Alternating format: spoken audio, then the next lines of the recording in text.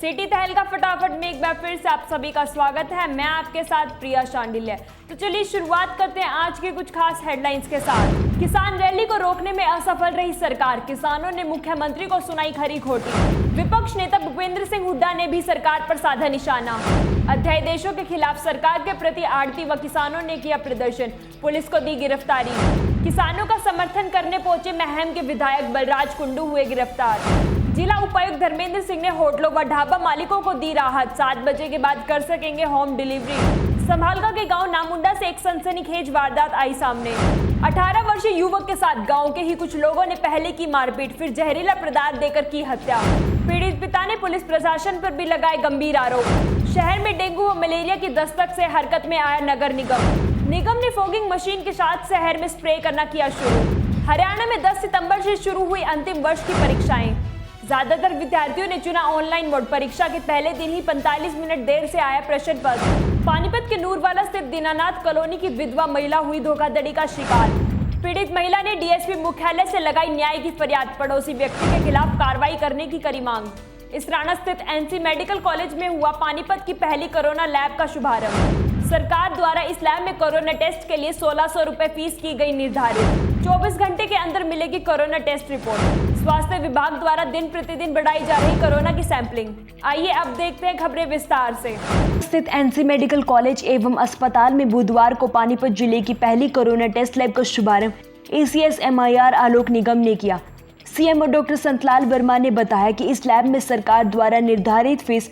पानीपत जिले की NC medical college Israna में आज विधिवत रूप से मॉलिकुलर लैब का उद्घाटन हुआ है, जिसमें श्री आलोक निगम जी IAS ने इसका उद्घाटन किया है।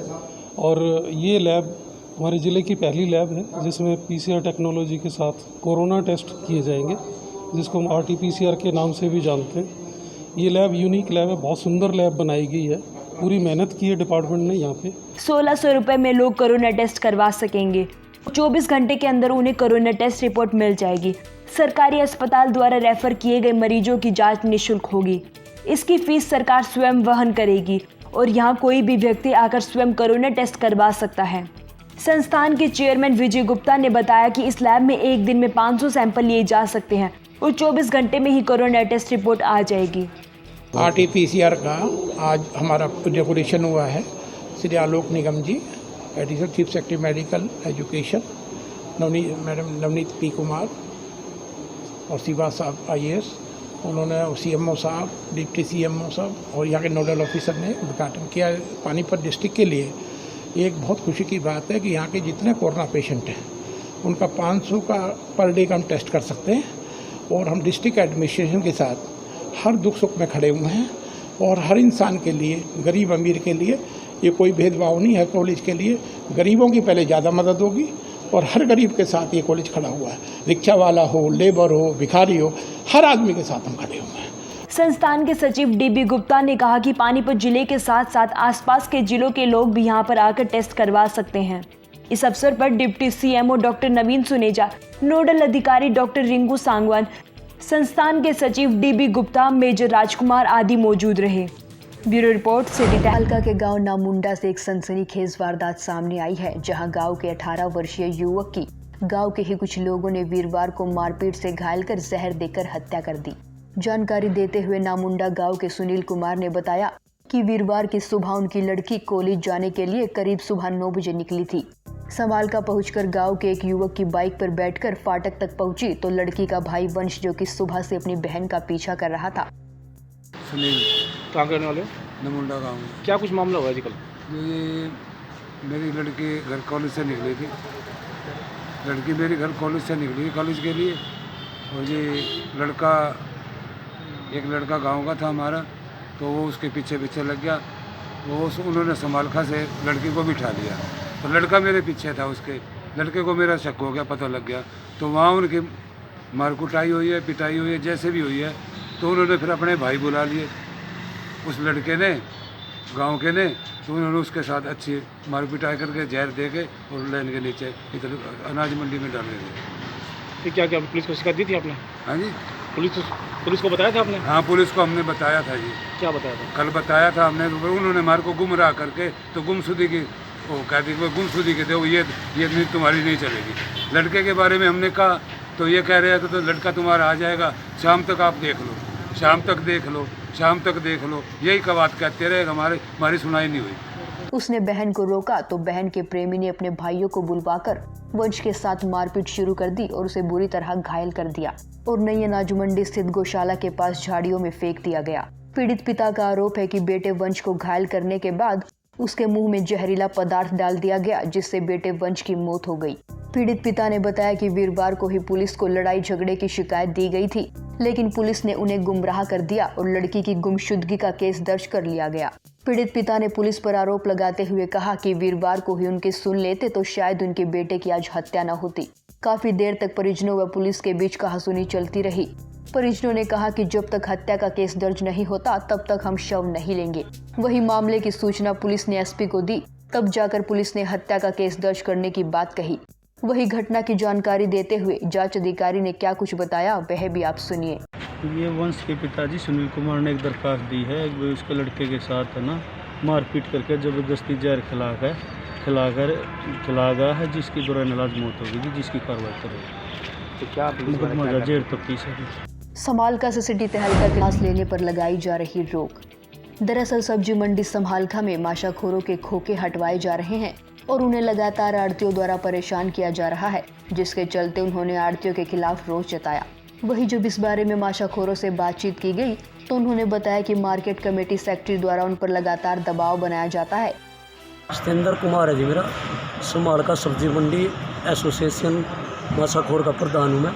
क्या दिक्कत है? हमारे को परेशानी है जी, हम सब्जी यहाँ बेचते, खोखे लगा रखे हैं, यहाँ अंदर हम सब्जी बेचते हैं।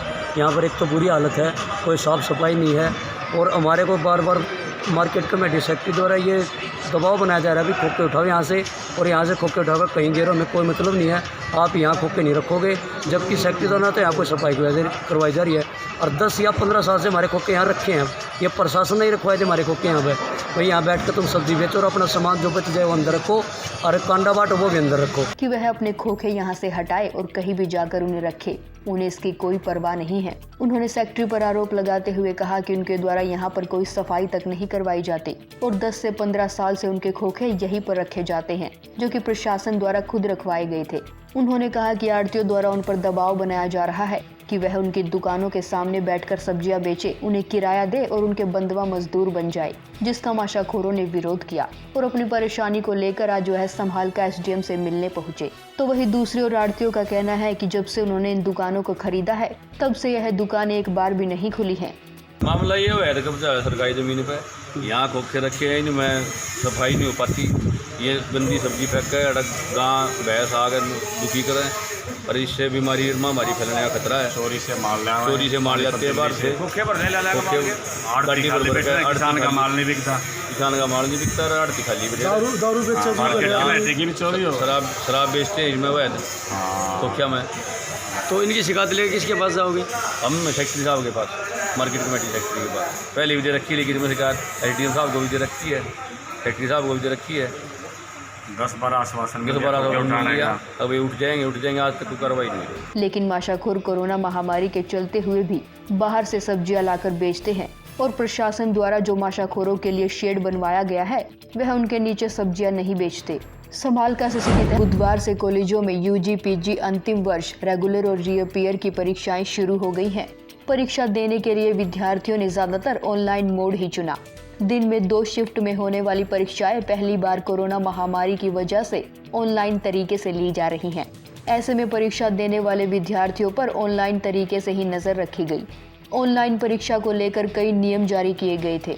वहीं इस बारे में एसडी कॉलेज के प्राचार्य डॉक्टर अनुपम अरोड़ा ने जानकारी देते हुए क्या कुछ बताया वह भी आप सुनिए। आज कुरुक्षेत्र विश्वविद्यालय की जो अंतिम सेमेस्टर है यूजी का और पीजी का और उसकी जो रीअपियर की जो परीक्षाएं हैं इवेंट सेमेस्टर की दूसरे चौथे छठे की, उसका पहला दिन है और विश्वविद्यालय के सभी दिशा निर्देशों का इस परीक्षा के संचालन में पालन किया गया है। और 2 तरह से परीक्षा संचालित हो रही है, एक तो ऑनलाइन है, एक ऑफलाइन है। और जो परीक्षार्थी थे उनसे पहले ही हमने ऑप्शन ले लिया था। अधिकांश परीक्षार्थी ऑनलाइन विकल्प से परीक्षा दे रहे हैं और उनके व्हाट्सएप पे और उनके ईमेल आईडी पे आज प्रातःकाल लगभग 10 बजे प्रश्न पत्र उपलब्ध करा दिया गया था। व्हाट्सएप ग्रुप के माध्यम से भी महाविद्यालय का जो वेबसाइट है वहाँ भी आज जो प्रश्न पत्र हैं उन्हें अपलोड कर दिया है और वे विद्यार्थी कुरुक्षेत्र विश्वविद्यालय के वेबसाइट से भी प्रश्न पत्र डाउनलोड कर सकते हैं। कि उन्होंने किस प्रकार से फाइनल ईयर के विद्यार्थियों को परीक्षाओं के विषय में परीक्षित किया। Bureau report.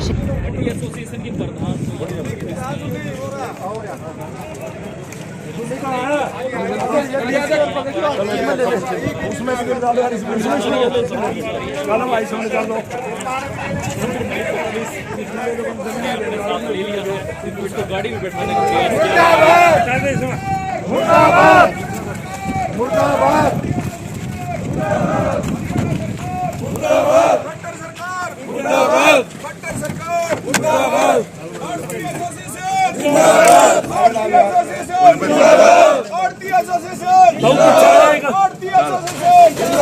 अच्छा बैठ का बच्चे का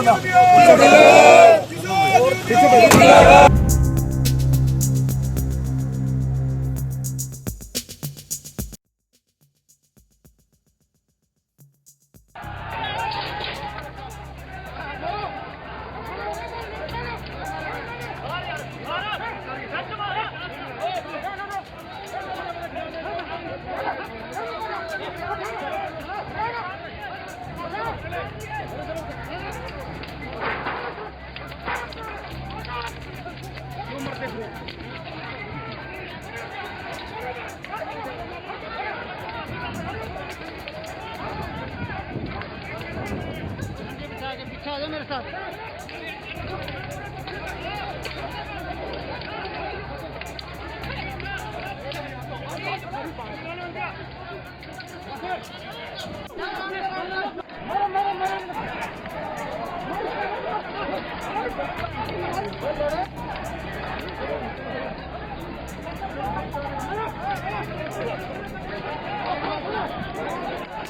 लाठी चार्ज हो गया, मैं कर रहा हूँ शॉट।